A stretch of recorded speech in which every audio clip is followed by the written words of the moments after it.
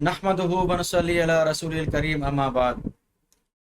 मेरे मोअज़्ज़िज़ नाज़रीन, आज आपके सामने शहबाज इस्फ़हानी साहब की एक वीडियो है। गोया कि एक चैलेंज है, उसका जवाब मैं आपके सामने देने जा रहा हूँ। इसमें जनाब ने सैयदना अली रज़ी अल्लाह तआला अन्हु की खिलाफत के हवाले से चंद बातें की है। तो आइए ज़रा पहले इसकी वीडियो सुनते जाएँ, फिर मेरे जवाबात भी साथ साथ सुनते जाएँ। तो सुने ज़रा इसकी वीडियो। बिस्मिल्लाहिर्रहमानिर्रहीम। नादरीन अहले सुन्नत वल जमात से एक सवाल जो बहुत अरसे से हम पूछते आ रहे हैं कि ये बताएं कि रसूलुल्लाह सल्लल्लाहु अलैहि वसल्लम वो ऐसा कौन सा लफ्ज़ है कि जो इस्तेमाल करें कि जिससे पता चले कि उन्होंने अमीरुल मोमिनीन को अपना वसी और अपना जानशीन और अपना खलीफा करार दिया है। आप वो लफ्ज़ बताएं कि जो हम आपकी रिवायात से आपको दिखाएं, जिससे आप ये समझें कि यहाँ पर वो माना मुराद नहीं है, यहाँ पर वो माना मुराद नहीं है, यहाँ पर अमीरुल मोमिनीन को उन्होंने अपना खलीफा मुकर्रर किया है। आप कहते हैं वली दिखाएं, हम आपकी खिदमत में वली रखते हैं। ये मुलाहिदा फरमाएं।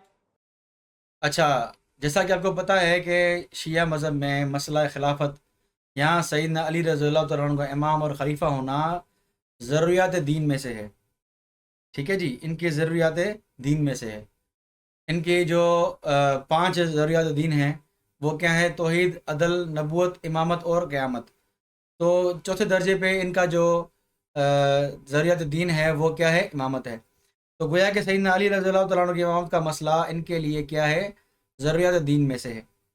तो ज़रूरियात दीन के लिए ज़ाहिर बात है कोई लफ्ज़ ऐसा तो इस्तेमाल नहीं होना चाहिए जिसकी मुख्तलिफ़ मानी निकलती हों। ठीक है, यहाँ एक ख़बर वाहिद तो काफ़ी नहीं है, कम से कम ख़बर मुतवातिर तो होनी चाहिए, क्योंकि मसला ही ऐसा है जिसको आपने अपना अकीदा बनाया हुआ है और ज़रूरत दीन में शुमार किया आपने मसला इमामत को। तो गोया सैयदना अली रज़ियल्लाहु तआला अन्हु का की खिलाफत का मसला आपके ईमानियात में से है, ज़रूरत दीन में से है। और ज़रूरत दीन के लिए क्या है? मुतवातिर रवायत हो, या कम से कम ऐसी जो है वो कुरान की आयत हो जो इसका जो है वो वाज़ेह कतई आयत हो, यहाँ कतई हदीस हो, दूसरे एहतमालात ना हो उनमें।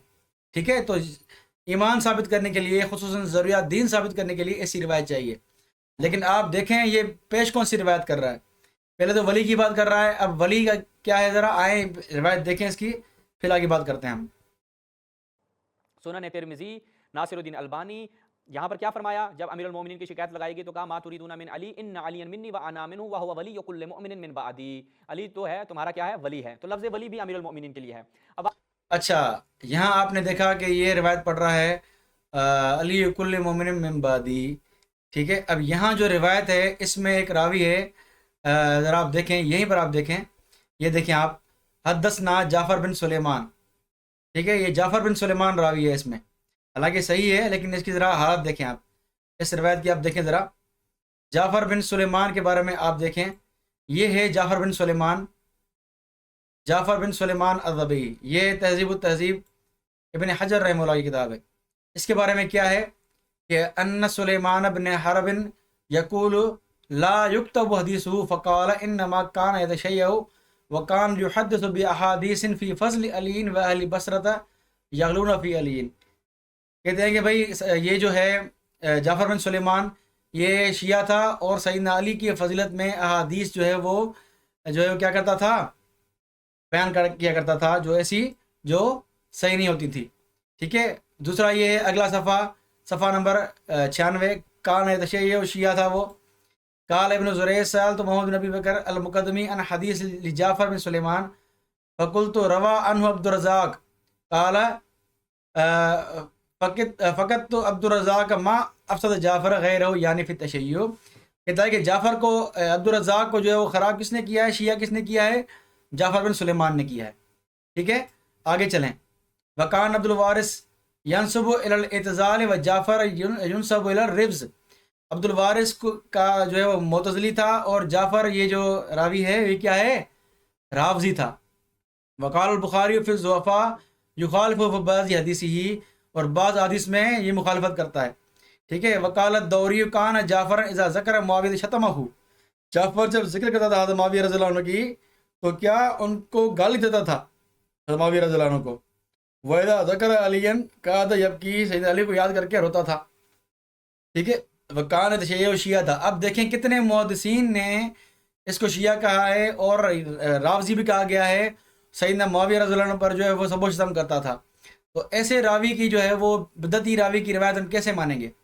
ٹھیک ہے، اور اصول بھی یہی ہے کہ جب بدعتی راوی اگرچہ سکہ ہی کیوں نہ ہو، اگرچہ سکہ ہی ہے، اس لیے اس کی حدیث کو صحیح کہا ہے امام جو ہے ترمذی نے یا محدثین نے، لیکن یہ بدعتی راوی ہے، اور اس کے بارے میں اصول دیکھیں آپ، یہ فتح المغیث المجلد الثانی جلد نمبر ثانی ہے، اس کا صفحہ نمبر دیکھیں 228، اصول بیان کر رہے ہیں ومنہم زائغ عن الحق صدوق اللہجت، یعنی کچھ ایسے راوی ہیں جو حق سے ہٹے ہوئے ہیں لیکن سچے ہیں، قد جرا فی الناس حدیث، لوگوں میں ان کی حدیث بھی رائج ہے، لکنہ مخذول فی بدعتہ، لیکن اپنے بدعت میں یعنی غلط عقیدے میں یہ کیا ہے؟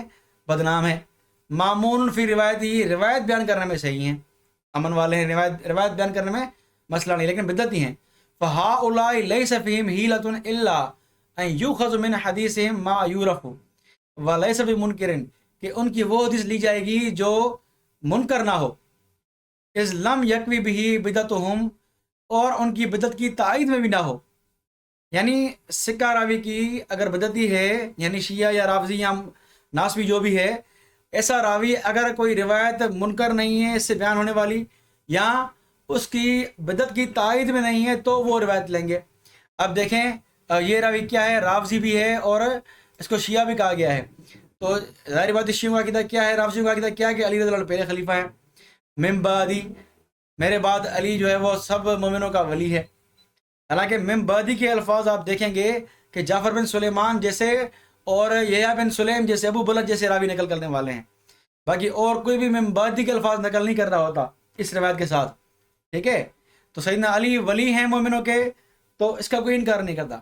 اچھا، ولی سے مراد خلیفہ، تو آپ خود یہ رافضی بھی کہتے ہیں کہ ولی یا مولا ایسا لفظ نہیں ہے کہ جس کا معنی صرف خلیفہ ہی ہو، اس کی متعدد معنی ہے، تو جب اس کے متعدد معنی ہیں تو ایسی روایت، ایسا لفظ جس کے متعدد معنی ہیں، تو وہ کیسے اس عقیدے میں فٹ ہو سکتی ہیں جو عقیدہ آپ کے اصول دین میں بھی ہے؟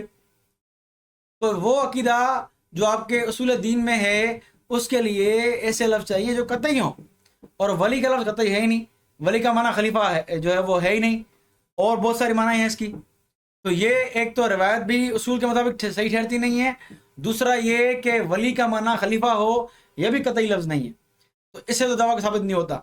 آگے چلیں اب، هو ولی کل مؤمن من بعدی، علی تو ہے تمہارا کیا ہے؟ ولی ہے، تو لفظ ولی بھی امیر المؤمنین کے لیے ہے۔ اب آپ کہتے ہیں کہ لفظ خلیفہ دکھائیں، تو وہ بھی ہم آپ کی خدمت میں رکھتے ہیں، تاریخ طبری، اس میں جب آپ جاتے ہیں تو اس کی سند بھی جو ہے وہ صحیح ہے، انشاءاللہ اس پہ بھی اگر کسی کو مروڑ اٹھے تو کلام کریں گے۔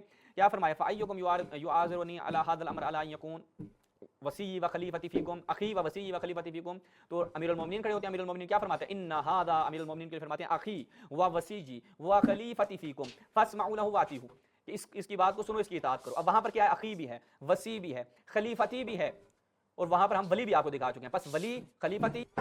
اب دیکھ لیا انہوں نے تاریخ طبری کی روایت پیش کی انہوں نے، ٹھیک ہے، کہ یہاں خلیفہ کا لفظ بھی ہے، فلاں فلاں فلاں لفظ بھی ہے۔ اب آئیں دیکھیں کہ یہ پوری روایت اس کی سند کیا ہے، یہ تاریخ الطبری ہے، یہی روایت جو الفاظ پیش کر رہا ہے کہ اکون وزیر علیہ آخذ برکبتی ثم قال ان ھذا اخی وسیع و خلیفتی فیکم واسمعوا له واتیعوا، یہ روایت پیش کر رہا ہے تاریخ الطبری سے، ٹھیک ہے، جلد نمبر ثانی۔ اب یہ دیکھیں یہ روایت شروع کہاں سے ہوتی ہے، اس کی سند کہاں ہے؟ یہ پوری روایت ہے، یہ صفحہ میرے پاس 321 ہے، پھر 320 319 سے سند بیان ہوتی ہے، اس کی لمبی روایت ہے، اس کو کہتے ہیں دعوت ذی العشیرہ۔ جب اللہ کے نبی صلی اللہ علیہ وسلم کو اللہ نے جو ہے وہ قرآن کی آیت نازل ہوئی، یہ آیت دیکھ سکتے ہیں آپ، وَأَنذِرْ عَشِيرَتَكَ الْأَقْرَبِينَ، یعنی اپنے قریبی جو رشتہ دار ہیں ان کو آپ اسلام کی دعوت دیں، ڈرائیں۔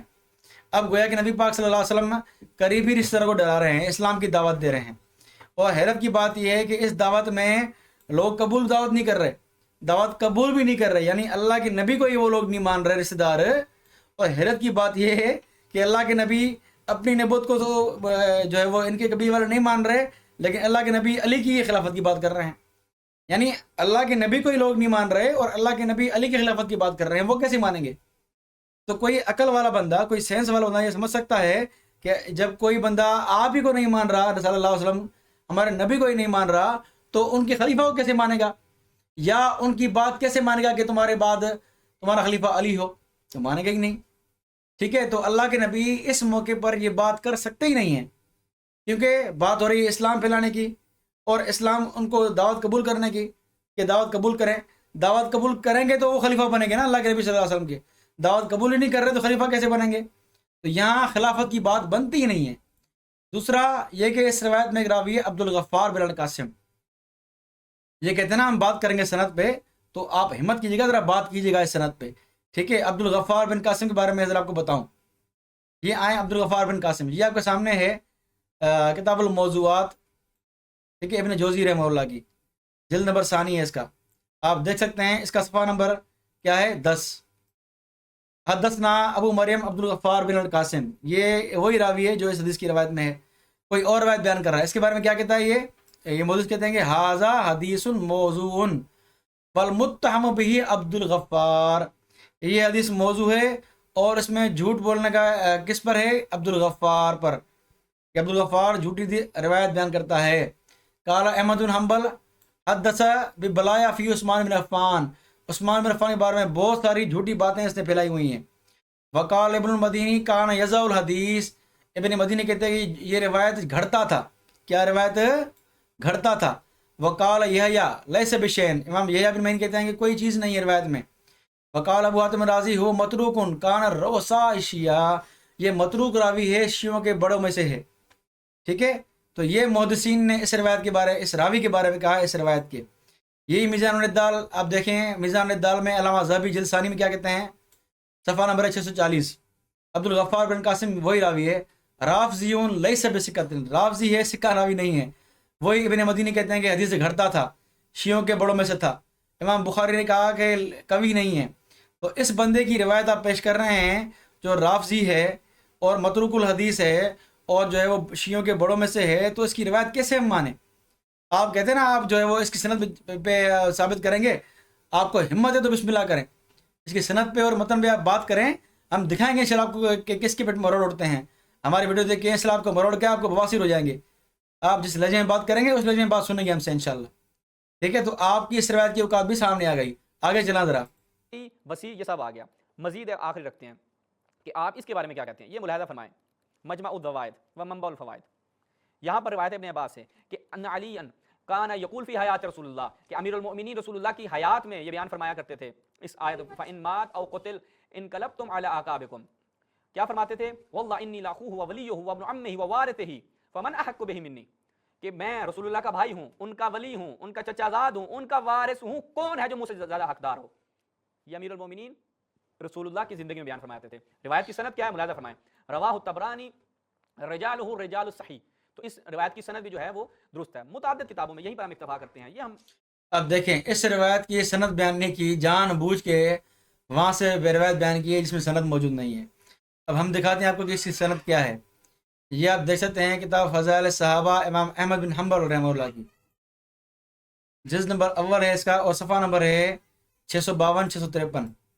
یہی روایت جو پیش کر رہے ہیں یہ پوری اس کی سند ہے. ان اکرمہ ان ابن عباس ان علی کان یقول فی حیات رسول اللہ صلی اللہ علیہ وسلم. پھر یہ روایت ہے انی لاخوہ وولیہ وابن امیہ ووارثہ. یہ پوری روایت جو بیان کر رہا ہے، اس کی سند میں ایک راوی ہے عمر بن طلحہ القناد. اس کے بارے میں دیکھیں، یہی حدیث ہے، نمبر ہے 1110. اس کے بارے میں کیا ہے؟ ھذا حدیث منکر، یہ حدیث کیا ہے؟ منکر ہے. کیوں؟ عمر بن طلحہ القناد فإنہ صدوق، سچا ہے لیکن رمیہ بالرفض، یہ رافضی تھا. آگے کہتے ہیں کان من الرافضۃ، یہ رافضی میں سے تھا، یہ ابو داؤد نے کہا ہے. اور قال ساجی یتہم فی عثمان، عثمان پر تہمت جھوٹی باتیں کرتا تھا یہ. وعندہ مناکیر، اس کی جو ہے منکر روایت ہے، ٹھیک ہے جی، روایت منکر بیان کرتا ہے اور رافضی بھی ہے. تو ایسے لوگوں کی روایت چن چن کے آپ پیش کرتے ہیں جو منکر روایتیں بیان کرتے ہیں اور جو ہے کیا رافضی ہیں، اس طرح کے جو ہے لوگوں کی روایت پیش کر رہے ہیں آپ. یہ آپ کی علمی حیثیت ہے کہ آپ کا مذہب ثابت ہی ان جیسے منکر اور رافضیوں سے ہے. تو یہ آپ کا حال ہے. آگے چلیں، میزان الاعتدال جلد نمبر 3، اس کے بارے میں دیکھیں کیا کہتے ہیں. وہی روایت جو آپ پیش کر رہے ہیں کہ ان علی قال انی لاخو رسول اللہ وولیہ وابن امیہ، وہی روایت کیا کہتے ہیں میزان الاعتدال میں؟ ھذا حدیث منکر، یہ حدیث منکر ہے. تو ایسے بندوں کی روایت آپ پیش کر رہے ہیں جو منکر روایتیں بیان کرتے ہیں، تو آپ ہمارے اوپر الزام لگاتے ہیں. لیکن بات کیا دیکھیں، کیا ڈینگے مار رہا ہے، ذرا وہ آپ دیکھیں ذرا آپ اس کی. اہل سنت سے ایک معصومانہ سوال ہے، امید کرتے ہیں کوئی آ کر جواب دے کہ ان میں سے کوئی کلمہ بھی آپ کو ابو بکر و عمر عثمان کے بارے میں نہیں ملے گا، لیکن امیر المؤمنین کے بارے میں تمام کلمات رسول اللہ نے، من کنت مولا سے لے کر ولی، اخی، وسی، وارثی، خلیفتی، سب امیر المؤمنین کے لیے بیان فرمائے، لیکن آپ نے جو بیان فرمایا اس کی حیثیت دیکھ لیے. دوسری بات یہ ہے کہ آپ کہہ رہے ہیں ابو بکر عمر کے لیے یہ الفاظ نہیں ہیں، تو ہم نے دعویٰ ہی نہیں کیا. ہم نے کب دعویٰ کیا ہے کہ ابو بکر عمر کو نبی نے خلیفہ بنایا ہے؟ ہم نے تو کوئی دعویٰ ہی نہیں کیا. زبردستی آپ اپنا عقیدہ دوسروں پہ تھوپ رہے ہوتے ہیں، اور آپ کی جو عقیدہ ہے اس پہ دلائل کیا ہے اس کا بھانڈا ہم نے کھول کے رکھ دیا ہے. اب آپ کچھ لب کچھ فرمائیں گے، جواب دیں گے، تو ہم بھی انشاءاللہ پھر آپ کی علمی حیثیت دکھائیں گے. آج بھی اہل سنت کہتے ہیں کہ نہیں جی رسول اللہ نے تو امیر المومنین کو اپنا جانشین مقرر ہی نہیں کیا. یا یہاں پہ سوچئے گا کہ کیا آپ رسول اللہ کے مقابل جا کر یہ فرمائیں گے کہ جناب یا رسول اللہ آپ نے تو ایسا کچھ نہیں فرمایا تھا؟ تو یہ جو چیزیں ہم نے آپ کے سامنے رکھی ہیں ان کا آپ کیا کریں گے؟ یہاں پر حجت تمام ہو جاتی ہے. امید کرتے ہیں یا تو اہل سنت تمام تو ہو گئے بالکل، کیونکہ آپ کی جو دلائل ہیں ان کی حیثیت الحمدللہ ہم نے واضح کر دی ہے. بھائی اللہ کے نبی صلی اللہ علیہ وسلم نے کوئی وضاحت سے خلیفہ بیان نہیں فرمایا. ہمارے پاس صحیح روایت موجود ہے بخاری کی. حضرت عمر سے بھی روایت ہے، اما عائشہ سے بھی روایت ہے کہ اللہ کے نبی نے خلیفہ نہیں منتخب کیا، نہیں بنایا، کسی کو خلیفہ نہیں بنایا. یہ اما عائشہ سے بھی روایت ہے، سیدنا عمر سے بھی روایت ہے، اور صحیح روایت ہے، بخاری مسلم کی روایت ہے. تو آپ جیسی ان رافضیوں کی اور منکر روایت کی کوئی حیثیت ہی نہیں ہے. ایک تو آپ کا عقیدہ بھی جو ہے وہ اصول دین میں سے ہے، تو آپ کو روایت جو ہے وہ متواتر پیش کرنی چاہیے، اور ساتھ میں الفاظ بھی ایسے ہوں جن کے دوسرے احتمالات نہ نکلتے ہوں. لیکن آپ جو ہے ایسی روایت بیان کر رہے ہیں، اس کی حقیقت ہم نے بھانڈا کھول کے رکھ دیا ہے. بہرحال آپ علمی اعتبار سے آپ کا مذہب بالکل علمی لاوارث ہے. میں شروع سے کہتا آ رہا ہوں، اب بھی کہتا ہوں اور کہتا رہوں گا کہ شیعہ مذہب علمی دنیا میں بالکل لاوارث ہے، ان کا مذہب ثابت ہی نہیں ہے. اللہ کرے آپ کو اللہ ہدایت دے. وآخر دعوانا الحمدللہ رب العالمین.